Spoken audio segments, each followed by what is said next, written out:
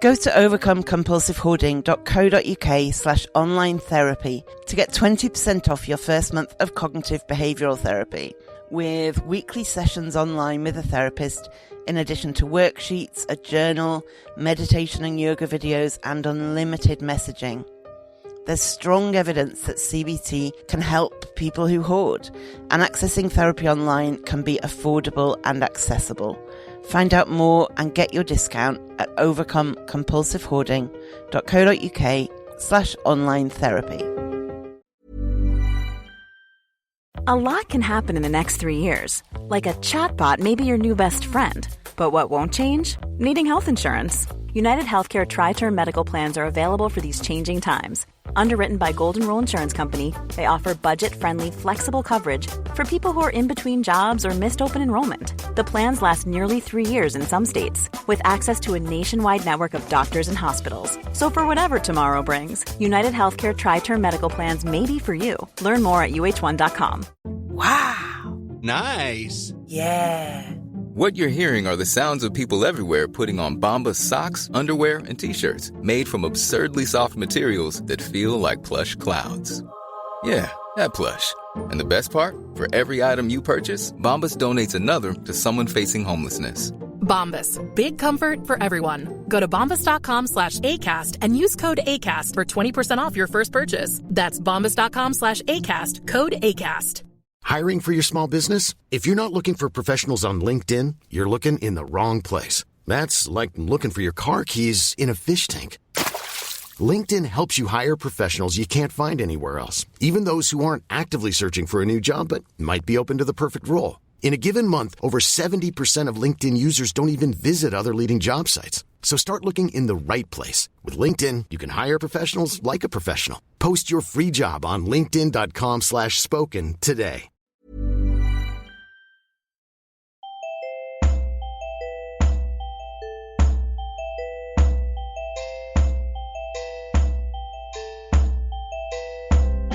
Welcome to the Overcome Compulsive Hoarding with That Hoarder podcast. I am drowning in stuff and trying to find a way out. Listen as I explore the issues and delve deep as somebody profoundly affected by hoarding disorder. Find out more, including links to subscribe to the podcast, at overcomecompulsivehoarding.co.uk, and follow me on Twitter at That Hoarder and on Facebook at facebook.com/That Hoarder.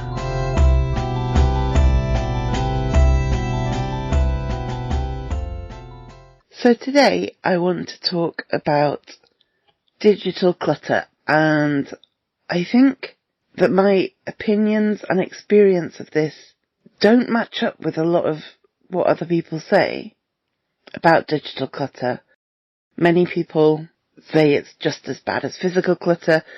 There's no point organising your life if you're just going to clutter up the internal storage on your phone. But I'm going to talk a bit around that and explain where I come from, really.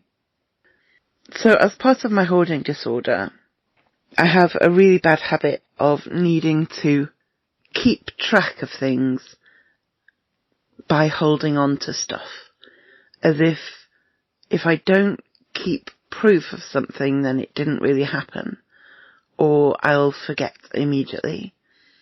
So, say if I wanted to track how much bread I was eating, I wouldn't just trust myself to remember. I would keep the bag the bread came in, for instance. That's not a real example, but that kind of thing. I feel like I will forget things if I don't have physical proof in front of me, and I feel like I'll lose track. And for some reason, both of those things feel like terrible possibilities. So I want to do all I can to avoid them, and that often manifests in keeping hold of something. Now, obviously, this contributes massively to my clutter whenever it affects me. And it's just one more argument I have to have with myself.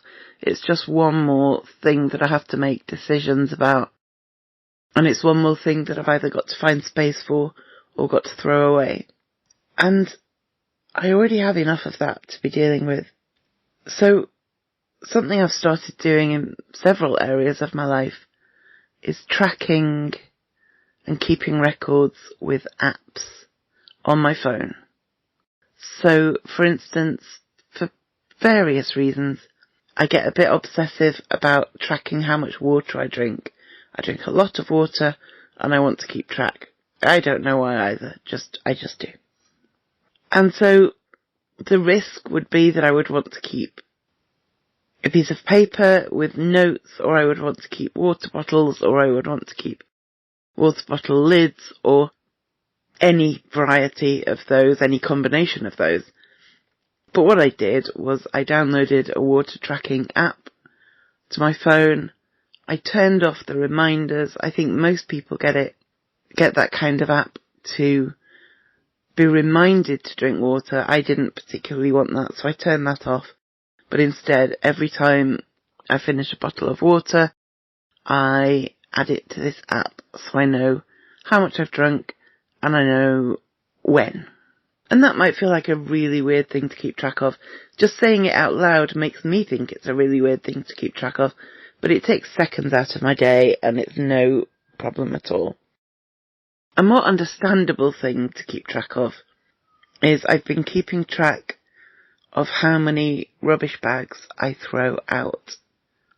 This is to keep me motivated on my de-hoarding journey, and it is to remind myself whenever I start to lose faith or start to dismiss the progress I've made, I can look at the number of bags that I've thrown out and feel a sense of achievement and feel like, yep, there's a long way to go, but look, you have made progress. Now again, I could keep note of this on paper, but I would lose the piece of paper. You know, that's just the nature of how I live. I could try and store it in my head, but that would be one extra thing to think about, and I would never trust my memory. I would never quite know that I'd remembered the right number. And so again, I got a different app. It's just a counting app.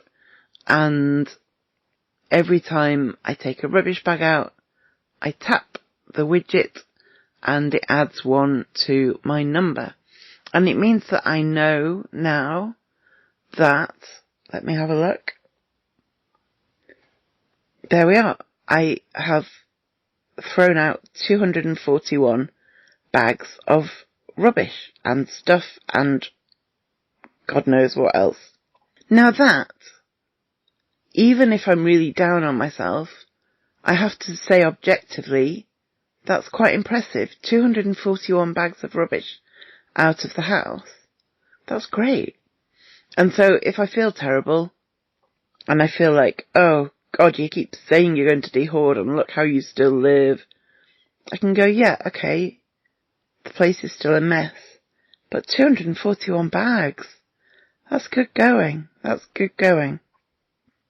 Another thing that some hoarders find useful when they're getting rid of stuff, particularly for things that might have a nostalgic value or memories associated with them, is to take photos on your phone of those things before you donate them or throw them out.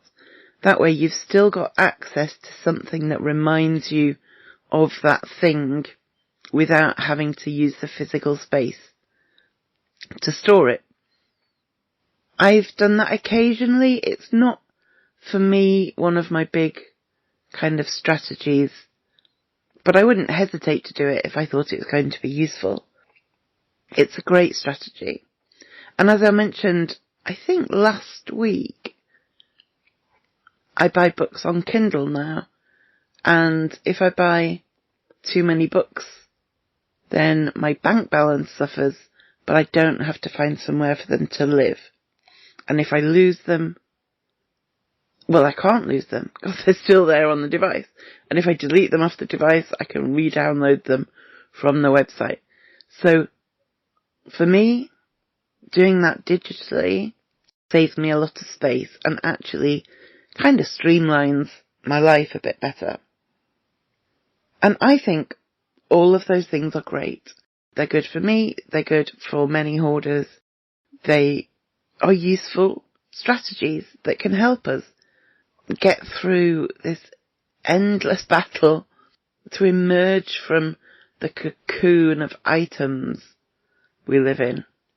If that means taking random photos, or if it means tapping a widget every time I throw out a bag, that's no trouble at all, really. But there are people who say, no, you shouldn't do these things because you're just transferring physical clutter into digital clutter, and it's just as disorganised, and it takes up a different kind of space, and your phone will run out of room, and you'll regret it, basically. Normally, being a little extra can be a bit much. But when it comes to healthcare, it pays to be extra. And United Healthcare makes it easy with Health Protector Guard fixed indemnity insurance plans. Underwritten by Golden Rule Insurance Company, they supplement your primary plan, helping you manage out-of-pocket costs without the usual requirements and restrictions like deductibles and enrollment periods. So when it comes to covering your medical bills, you can feel good about being a little extra. Visit uh1.com to find the Health Protector Guard plan for you.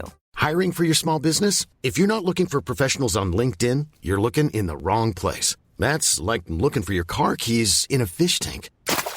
LinkedIn helps you hire professionals you can't find anywhere else, even those who aren't actively searching for a new job but might be open to the perfect role. In a given month, over 70% of LinkedIn users don't even visit other leading job sites. So start looking in the right place. With LinkedIn, you can hire professionals like a professional. Post your free job on linkedin.com/spoken today.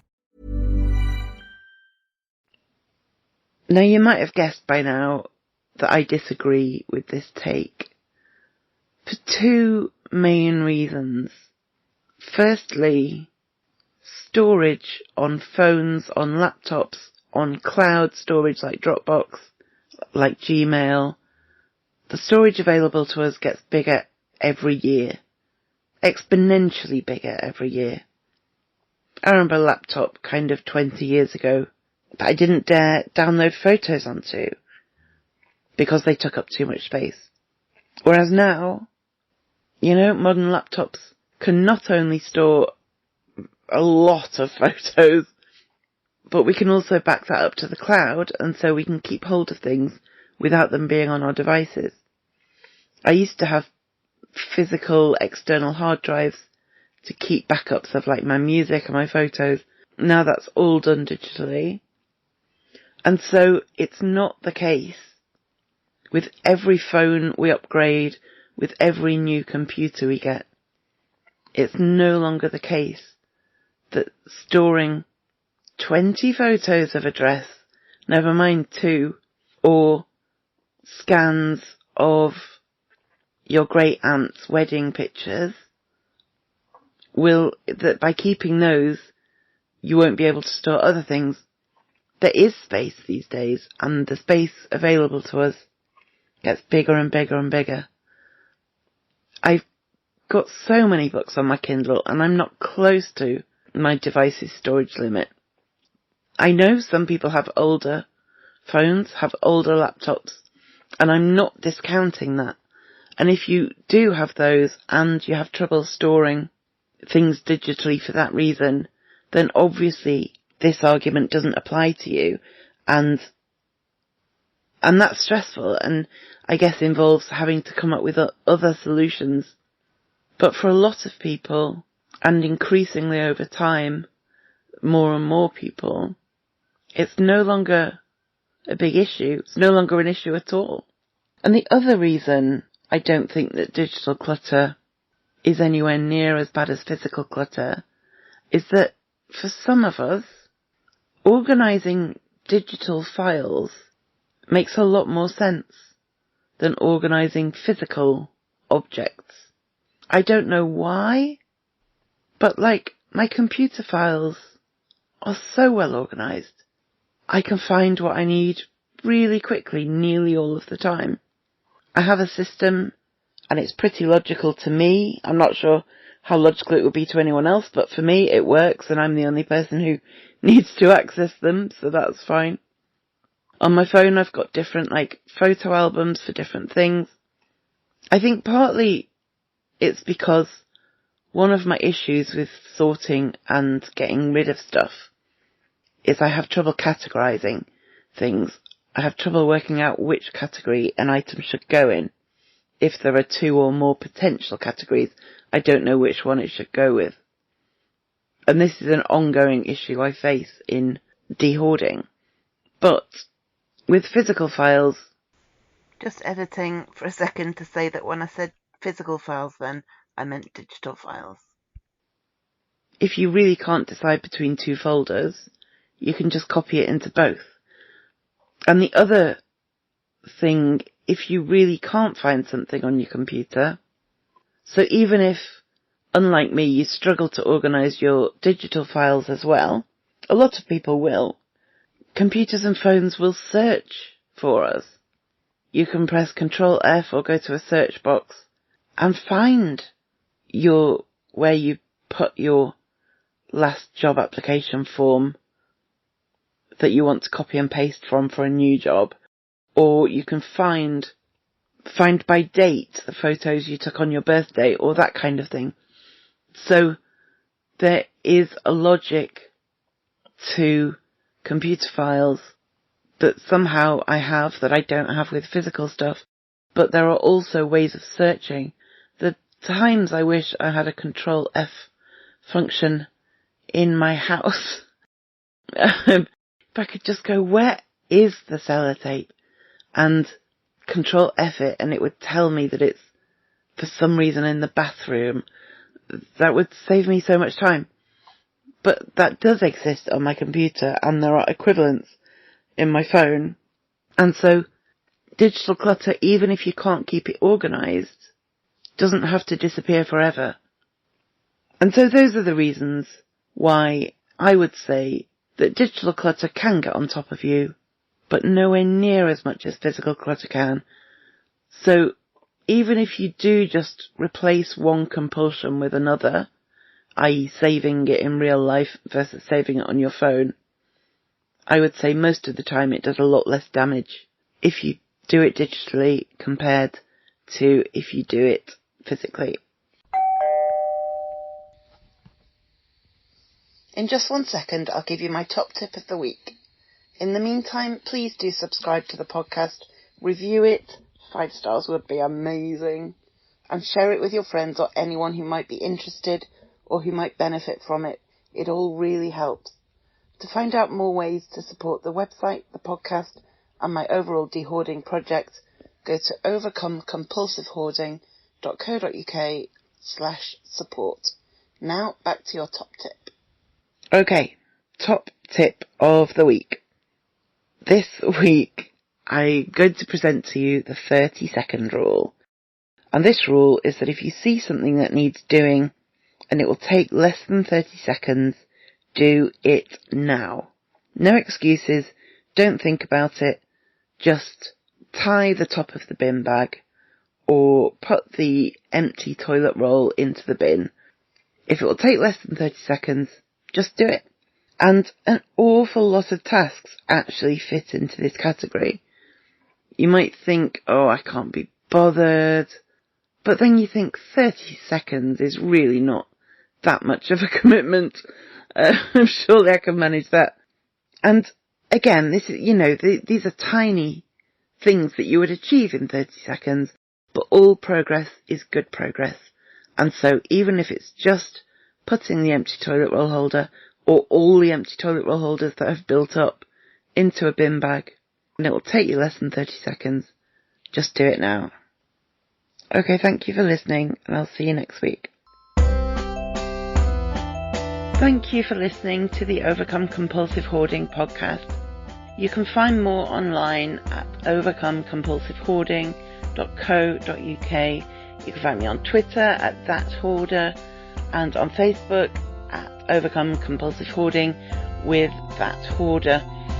To find out more about how you can support this podcast and the overall project, go to overcomecompulsivehoarding.co.uk/support and do subscribe to this podcast so you make sure you don't miss any future episodes.